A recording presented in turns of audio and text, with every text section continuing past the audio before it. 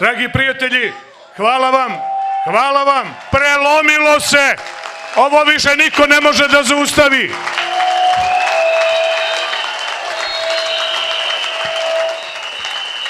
Ogovarali su nas, klevetali su nas, govorili kako je ovdje 10 ljudi ili više desetina, a mi smo im napunili večeras i Podgorički trg i ulicu Slobode.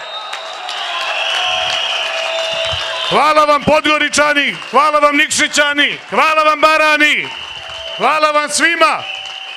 Ovo je poruka onima koji nijesu dobronamjerni i poručit ćemo im još jednu stvar. Gotov je!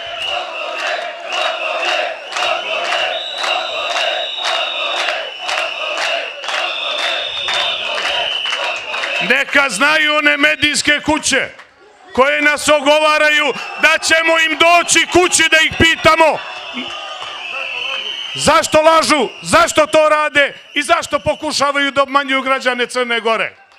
Dragi prijatelji, u ponedeljak krećemo u drugim gradovima sa istom akcijom, krećemo da oslobodimo Crnu Goru. Ovo je velika pobjeda. A što se tiče ostanka, evo mi samo da vam kažemo da svi ostajemo večeras ovdje. Što više ljudi ostane, to bolje.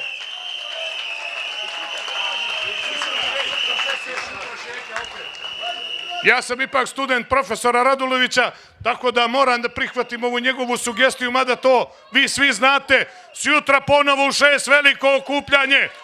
Veliko okupljanje u Podgorici. Pozivamo sve da dođu. Prijatelji, hvala vam. To su naše poruke.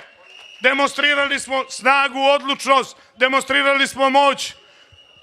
Ljudima iz policije želimo da poručimo: doći će vrijeme kada vaši šefovi, budući šefovi, neće sarađivati sa mafijom kao što ima sada među vašim šefovima i nalogodavcima ljudi.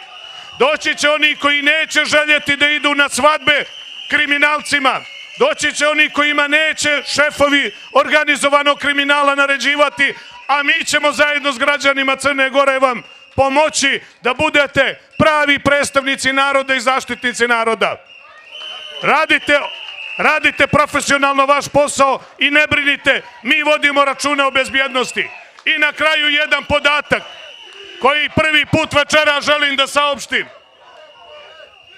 Mi u našem organizacionom odboru raspolažemo sa spiskom, imamo aktivno 500 redara, 500 redara, a oni kažu ima okupljenih nekoliko desetina. Mnogo smo jaki, hvala vam, živjeli!